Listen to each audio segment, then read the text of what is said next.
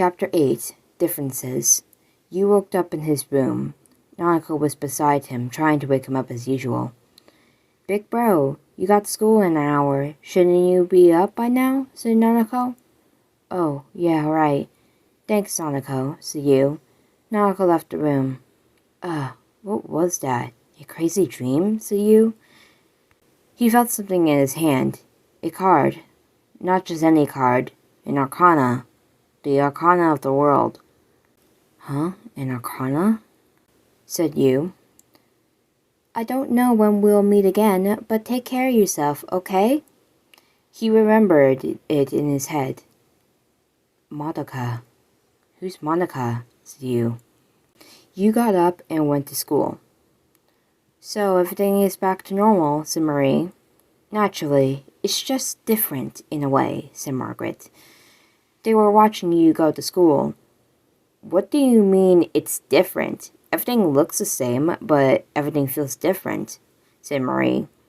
Well, that must be because when Madoka Kaname made her wish to become a magical girl, she didn't want to let her time with Narukami to fade away from existence, said Margaret. So you're saying both worlds merged together somewhat, said Marie. Most likely, like for instance, we of the Velvet Room remembered the chains of events that have occurred still. Unlike for you and his friends, they will remember nothing of it, only as if it were a dream, said Margaret. See, I see. So now magicals and persona users exist in one world, said Marie. This is most likely the case. You see, everyone who knew of Madoka's world will know nothing anymore. The places that exist in her world now exist in our world, said Margaret. Like for a fact, the city Meitakihara City is now an official city that exists in our world. No way, you got to be kidding, said Marie. Unfortunately, I am not. It's true, and I'm afraid it's going to stay that way, said Margaret. Well, I guess that's the only difference now, said Marie. Don't you worry about it. Everything will still be the same. It's just different, that's all, said Margaret. Okay then, but what are we going to do with what we know about magical girls, said Marie. We'll write it down as a fact for the Velvet Room, in case if a guest of the Velvet Room would encounter a magical girl. The residents of the Velvet Room will have knowledge of what to do, said Margaret. Okay then, so we're knowledge seekers now. Great, said Marie. She rolled her eyes. Don't fret about it. It doesn't matter. All that matters is that it's taken care of, said Margaret. Yu was walking to school when he saw Kanji talking to a blonde-haired girl. Yukiko, Chie, Rise, Yosuke, and Naoto came running by Yu and Kanji. It was nice seeing you, Kane, said Kanji. Hey, Kanji, it's been a while, said Kane. Kane, where are you? said Mifiu, age 14. Oh, sorry, I have to go. My friends are waiting for me, said Kane. Then when can I see you again, said Kanji. I don't know when, but I'll tell you sooner or later, said Kane. Kane left. Kanji, said Rise. Oh, hey guys, said Kanji. Oh, who was that girl you were talking to, said Yukiko. Was she your girlfriend, said Chie. What? No, she isn't. She's just a friend of mine, I know, said Kanji. Hey guys, I don't mean to intervene, but we're gonna be late if we don't get moving, said Naoto. Oh, right, said Yosuke. Come on, partner. Yu's friends went to school. Then someone bumped into him. Oh, I'm sorry, said somewhat of a familiar voice.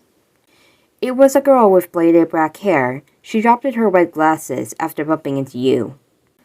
Oh, it's okay. I wasn't looking where I was going either. Here, let me help you, said you. You helped the braided black hair girl with her red glasses up. Thank you, sir, said the braided girl. The girl and him were shocked as they looked at each other. "Have I seen you somewhere before?" the both of them say. "Homura," said another familiar voice. "You saw a group of girls. The one who called out the girl who bumped into him, the name, had pink hair with red ribbons. She was next to a girl with blue hair, another girl with yellow, and another with red. Unlike the others, the girl with red hair was not wearing the school uniform the others were wearing. "Oh, I'm sorry, I have to go. It was nice meeting you," said Glasses Homura. The girl left and went back to her group of girls. "Yukun, are you coming?" said Chie. "We're going to be late," said Yukiko. They saw the group of girls. "Oh hey, that uniform. They aren't from here. Are they from Mitakihara?" said Chie. "Yeah, they're from Mitakihara Middle School. Some of the classes there are on a field trip here. I know them because they're staying at the Magi Inn," said Yukiko. "Oh, I see," said Yu. The school bell began to ring. "Oh, look at the time. We're going to be late," said Yukiko. "Crap, I don't want to get yelled at by King Moron. Come on, you," said Chie, dragging him. They went to school. "Hey, Homura, do you know that boy that you were talking to?" said Sayaka. No, not really. We just bumped into each other," said Homura. "Well, that's what you get for running like a speed train. Get it?" said Sayaka. "Anyways, I see he's a friend of the inn's daughter," said Mommy. "Oh hey, you're right. That's the Amaki girl we saw yesterday," said Kyoko. "That's odd. They remind me of someone I know, but I can't remember," said Monica. "Don't worry about it. It's probably just some video game character you heard about," said Sayaka. "I guess you're right. I guess so," says Monica. "Yeah, don't worry. You know, this whole rainy day special I keep hearing about, I bet the meatball that there doesn't even have any rice in it. It's just all a bunch of meat," said Kyoko. "Are you sure about that, Kyoko? I bet you didn't even try it," said Sayaka. "Well, of course I didn't. I don't have 3,000 yen," said Kyoko. "Noted," said Sayaka. "This world may be different, but it's still the same. Even if you give up, there is still hope, and that hope will stay with you until the very end of your life." And another time, fog covered everything. He was all by himself, but he could hear voices telling him not to give up. "What are you doing? Don't give up, Narukami. You are not alone, you know." You heard this voice call out to him. The voice sounded like Homura. "You know the hearts of those you formed the deepest bonds with, and will become your strength. Don't let Monika's words be in vain." You got up, and he felt his heart glow inside him. His persona, Izanagi, came and transformed into Izanagi no Okumi as he stepped back into battle. "Impossible. Can the will of so few surpass the will of all mankind?" said Izanami no Okumi. Izanami no Okumi attacked at you, but its power prevailed. "How can your powers rival mine?" said Izanami no Okumi. Izanagi no Okumi attacked Izanami no Okumi attacked Narukami again, but the time it was shot to the ground. Why don't you understand it's possible for humans to grasp the truth with their own hands?" said Izanami no Okumi. You took off his glasses. He reached it out for his persona of the World Arcana. Then he heard a voice.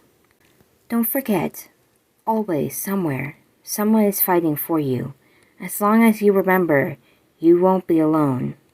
He heard Homura's voice again, and then he heard another. "Do you best, Narukami." It was Monika's voice. He felt her presence somehow, beside him, like she was hugging him, like a guardian angel by his side. He smiled. Izanagi no Okumi, yelled Yu. He defeated Izanami no Okumi. And somewhere else, a little boy, about 10 years old, heard the crying of a little girl. Hello, are you lost? Who are you? I'm Renamamia. Who are you? You are Tamaki. It's nice to meet you, Tamaki. End of Persona Magica.